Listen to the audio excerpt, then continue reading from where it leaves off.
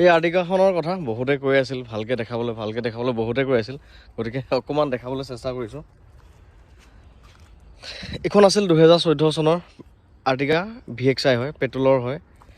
সেইখন চাওক, গাড়ী ধুনীয়া হৈ আছে, টায়াৰবোৰো ভাল।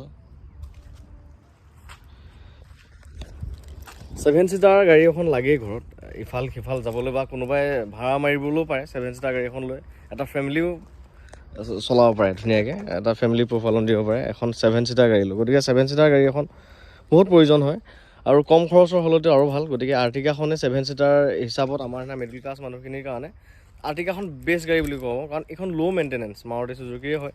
পাৰ্টছৰ দাম কম, পাৰ্টছৰ এভেইলেবল ভাল আৰু চব ফালৰ পৰাই পাৰফেক্ট 7 ছিটাৰখনেই হয়। ইয়াতকৈ অকণ ওপৰত গ'লে বলেৰো, ইন'ভা এইবোৰ অলপ খৰচ বেছি হয় আৰু দামো বেছি হয়, কিন্তু বাজেটত মিলাকৈ একদম পাৰফেক্ট 7 ছিটাৰ গাড়ী হৈছে এইখনেই আৰ্টিকা। মোৰ নিজৰো এখন আৰ্টিকা আছে, একদম ভাল গাড়ী। আৰ্টিকাখন বহুত ভাল গাড়ী, মোৰ নিজেও যিহেতু 12 চনৰ এখন ডিজেলৰ আৰ্টিকা আছে, মই ভালকৈ জানো।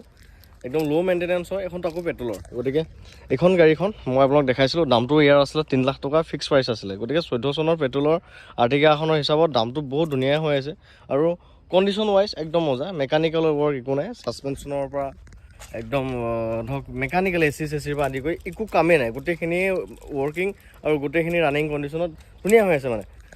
আৰু মোৰ গাড়ীটো এক্সিডেণ্টেলটো নাপায়, গতিকে মই কি ক'ম, গ্লাছ এখনো চেঞ্জ নাই। চাওক, এখন ফ্ৰণ্টৰ গ্লাছলৈকে অৰিজিনেল লাগি আছে, চিল টিলটো বাৰু পাছৰে কথা, এখন ফ্ৰণ্টৰ গ্লাছলৈকে অৰিজিনেল লাগি আছে।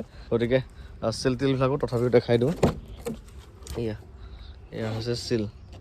এই চিলবোৰৰ মেইন কাৰণটো হৈছে গাড়ী এখন যেতিয়া কিবা এটা হয়, এক্সিডেণ্ট হ'লে, কিবা দৰ্জাখন যদি কিবা এটা মাৰ খায়, তেতিয়া দৰ্জাখন চেঞ্জ কৰিলে সেই কোম্পানীৰ পৰা অহা চিলটো নাথাকে। এই আমিবিলাকে যে চিলটো দেখাই থাকোঁ, এইটোৱে তাৰমানে চিলটো থকা মানে এই দৰ্জাখন কোম্পানীৰ পৰা আহাই, গাড়ীৰ লগত আহাই দৰ্জা আজিলৈকে মানে একো হোৱা নাই মানে, সেইকাৰণে চেঞ্জ হোৱা নাই মানে।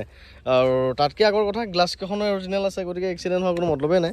যি নহওক, এয়া হৈছে ইণ্টেৰিয়ৰ কণ্ডিশ্যন, এয়া ভালেই ঠিকে আছে, ছিট কভাৰ ঠিকে আছে। এয়া আৰু ৰুফ AC আছে, সকলো ৱৰ্কিং। মিউজিক চিষ্টেম, 4টা পাৱাৰ উইণ্ড', AC হিটাৰ সকলোবিলাকে আছে। এইখন গাড়ীত কিন্তু যথেষ্ট স্পেচ আছে, মানে লং জাৰ্ণিৰ কাৰণেও বহুত ধুনীয়া গাড়ী। মই মোৰ নিজৰ গাড়ীখন লৈ বৰপেটা, শ্বিলং, চেৰাপুঞ্জী এনেকৈতো ডিব্ৰুগড় চিব্ৰুগড় ধেৰ ঘূৰি থাকোঁ নিজৰ আৰ্টিকাখন লৈ, কোনো স্পেচৰ প্ৰব্লেম নাই মানে। পিছত আৰামত 3জন মানুহ বহিব পাৰে, এইটো ছিটত আৰামত 3জন মানুহ বহিব পাৰে। ইয়াতো 4জনো বহিব পাৰে, 4জন 3জন 7জন, আগত এজন 8জন, ড্ৰাইভাৰজনৰ সৈতে 9জনেই বুলি ক'ব পাৰি, ধুনীয়াকৈ বহিব পাৰে। আৰু এইবোৰ এনেকৈ ছিটটো এনেকৈ ফ'ল্ড কৰি দিলেই হ'ল, এনেকৈ এনেকৈ অলপ আগুৱাই দিলেই হ'ল, দি পেলাই ভিতৰত ধুনীয়াকৈ সোমাব পাৰে। ইয়াত বহা পাছতো স্পেচ দেখিছেনে, যথেষ্ট স্পেচ আছে, যথেষ্ট স্পেচ আছে। ইয়াতো কাপ হোল্ডাৰ এইবোৰ আছে। পিছৰ ছিটটো বহুত কমফৰ্ট, আজি মই কৈছোঁৱেই যিহেতু আমাৰ নিজৰ এখন আছে, আমি প্ৰায় পিছৰ ছিটটোত বহোৱা যায়, গতিকে ভালকৈ জানো। পিছত ইমানখিনি স্পেচ থকাৰ পাছতো এনেকুৱা নহয় যে ছিটটো আগুৱাই দিছোঁ, চাওক আগৰ ফালে ইমানখিনি স্পেচ আছে, মানে পাৰফেক্ট 7 ছিটাৰ আৰু। এইটো চাওক, এইটো পিছুৱাই দিলোঁ, তো এয়া চাওক স্পেচ, আৰু এয়া চাওক স্পেচ। গতিকে পাৰফেক্ট 7 ছিটাৰ গাড়ী। আৰু এই ৰুফ AC আছে, ইয়াতে ৰুফ AC সকলোবিলাক ৱৰ্কিং হৈ আছে, সকলো দৰ্জাৰ চিল, এক্সিডেণ্টেল নহয়, মই বাৰে বাৰে কৈছোঁ। টাচ পেন ক'ৰবাত আছে, এইবোৰ কিন্তু অৰিজিনেল পেণ্ট হয়, এইবোৰ অৰিজিনেল পেণ্ট হয়, এইবিলাক অৰিজিনেল পেণ্ট। এই ফেণ্ডাৰখন অলপ এইখিনি টাচ পেণ্ট কৰা আছে চাগে, এইখিনি কৰা আছে, আৰু অলপ চলপ ক'ৰবাত টাচ পেণ্ট কৰা আছে, এইবোৰ মেটাৰ নহয়। পুৰণা গাড়ী এখনৰ ক্ষেত্ৰত অকণমান কালাৰ চালাৰ ক'ৰবাত থকাটো ডাঙৰ নহয়, গাড়ীখন ভাল হ'ব লাগে, গাড়ীখন ধুনীয়া হ'ব লাগে, সেইটোৱে কথা। এচেছৰিজ হিচাপত বহুত লাগি আছে, এইবোৰ ক্ৰম চ্ৰম কিবাকিনি ধেৰ লাগি আছে। LED বাল্বো লাগি আছে দেই, ইয়াতে LED বাল্বো লাগি আছে, হোৱাইট জ্বলে মানে, মই জ্বলাই দেখাই দিম ৰ'ব। ইয়াতো ক্ৰম লাগি আছে, ইয়াতো ক্ৰম লাগি আছে, অনাৰজনে মানে ৰাখিছে আৰু মৰমত, খৰচ কৰিছে গাড়ীখনত। ইয়াতো ক্ৰম লাগি আছে, এইবোৰ বহুত দাম হয়তো। ইয়াতো ক্ৰম লাগি আছে, চাওক ইয়াতো লাগি আছে। মোৰ নিজৰ গাড়ীখনতে ইমানবোৰ এচেছৰিজ লাগি থকা নাই। এইখন হৈছে কোম্পানীৰ পৰা অহা বনেট, আজিলৈকে চেঞ্জ হোৱা নাই, তাৰমানে আগ চাইডৰ পৰা খুন্দা লগা নাই। আগ চাইডৰ পৰা খুন্দা লাগিলে এই পিলাৰটো মাৰ খাব, সেই পিলাৰটোৱে চাওক ষ্টিকাৰ এইবোৰ অৰিজিনেল আছে, ফ্ৰেছ আছে। গতিকে গাড়ীখন চোৱা নন এক্সিডেণ্টেল বুলি চোৱা এয়াই আৰু মানে উদাহৰণৰ প্ৰমাণ বুলি ক'ব পাৰি। গতিকে বনেটখনেই ফ্ৰেছ আছে, আজিলৈকে চেঞ্জ নাই। এইবোৰ চাওক, মজা হৈ আছে। ইঞ্জিন বহুত ধুনীয়া, চিল ইঞ্জিন হয়। মোৰ কোনো এখন গাড়ীত আপুনি ইঞ্জিনৰ প্ৰব্লেম নাপায়, কোনো এখন গাড়ীত ইঞ্জিনৰ প্ৰব্লেম নাপায়। গাড়ীখন নন এক্সিডেণ্টেল বুলি আমি চিল টিল গোটেইখিনি গ্লাছ দেখাই দিওঁ, গম পায়। কিন্তু ইঞ্জিনটোতো ভিতৰত দেখাই দিব পৰা নাযায়। গতিকে গাড়ীখন মোৰ পৰা যেতিয়া আপুনি ল'ব আহিব, মনত থিয়াং হৈ আহিব যে আপুনি ইঞ্জিনটো মোৰ ফালৰ পৰা 100% ভাল পাবই লাগিব। সেয়া লাগিলে মেকানিক লৈ আহক, কিবা লৈ আহক, কথা নাই। মোৰ ফালৰ পৰা ইঞ্জিনটো আপুনি পাৰফেক্ট পাবই লাগিব।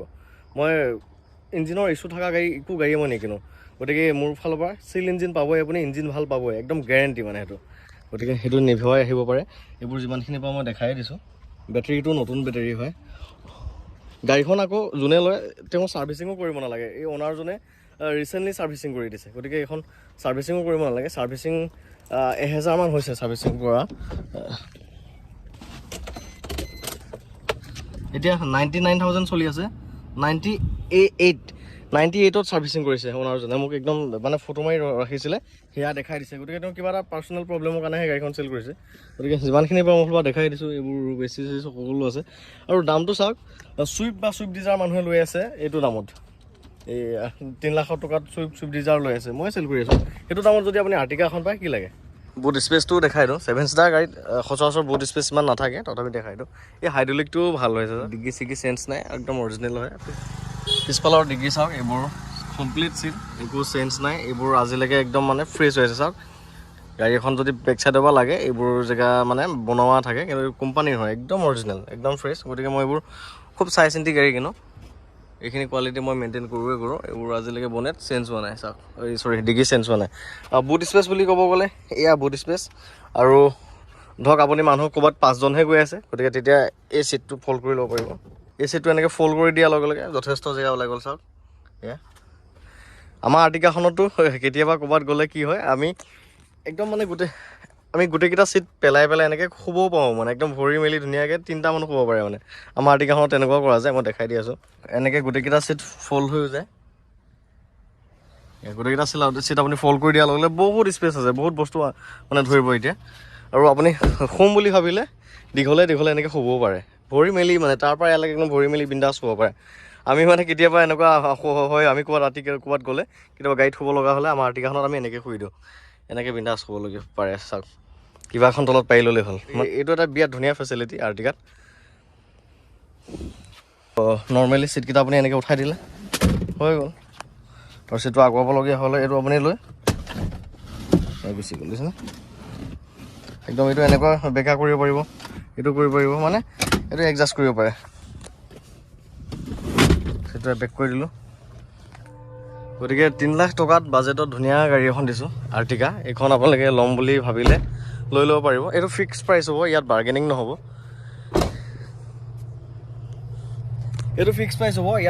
নহ'ব। এনেকুৱা এখন পেট্ৰলৰ আৰ্টিকা এখন আমিও ক'তনো কিনিব পাৰোঁ কম দামত।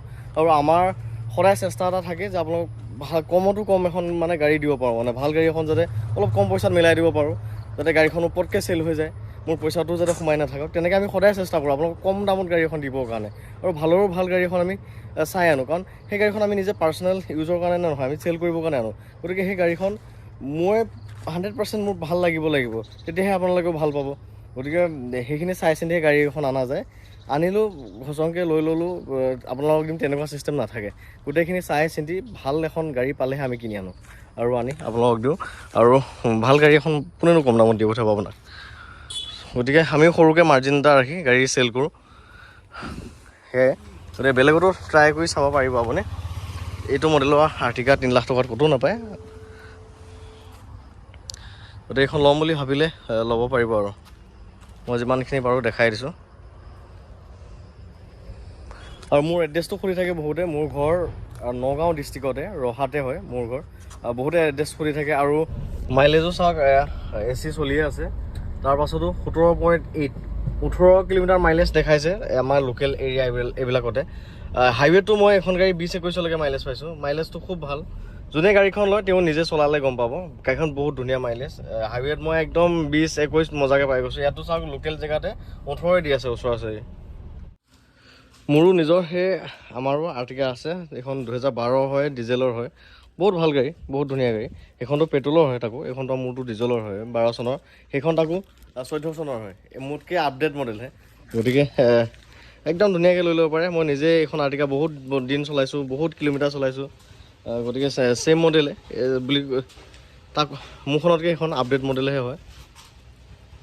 এইখন 12 আৰু সেইখন পেট্ৰলৰ। গতিকে এইখনে বহুতে সুধিও থাকে এইখন চেল কৰিব নেকি। নাই, এইখন মই চেল নকৰোঁ, এইখন মোৰ নিজৰ পাৰ্চনেল হয়। ইমান দিন চলালোঁ এইখন গাড়ী, মানে ইমান কিলোমিটাৰ চলালোঁ, 2 লাখ কিলোমিটাৰমানটো চলোৱাই গ'ল।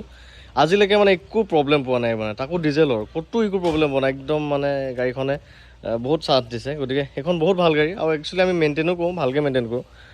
ডিজেল গাড়ী হিচাপত পেট্ৰল গাড়ীটো আৰু মেইনটেইন অলপ কমেই থাকে। 7 ছিটাৰ গাড়ী থকা কিমান লাভ চাওক। এতিয়া আমি এটা ৱাশ্বিং মেচিন লৈছোঁ, একদম ইয়াতে ধৰিব, মানে এক্সট্ৰাকৈ গাড়ীখন ল'বলগীয়া নহ'ল আৰু প্লাছ এই মানুহকেইটাও ধুনীয়াকৈ বহি যাব পাৰিম। এয়া আছে 7 ছিটাৰ গাড়ী লাভ আৰু এখন আৰ্টিকা মোৰ।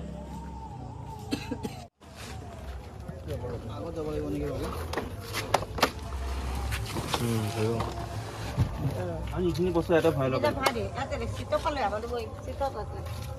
ধৰিব দেই, এইকেইটা বস্তু ধৰিব। এইখন গাড়ী এইটোৱে ভাল আৰু। 7 ছিটাৰ গাড়ী হয়, মই গম পাইছোঁ এইটো ধৰিব ইয়াতে।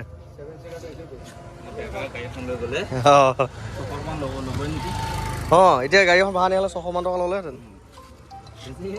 বেছিহে ল'ব।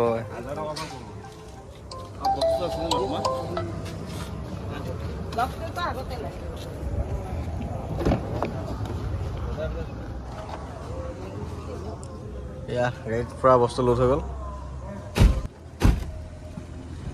ঘৰত 7 ছিটাৰ গাড়ী এখন থাকিলে কিমান কামত আহে চাওক। গোটেই আমাৰ সেই বস্তুবিলাকো ভৰাই ল'লোঁ।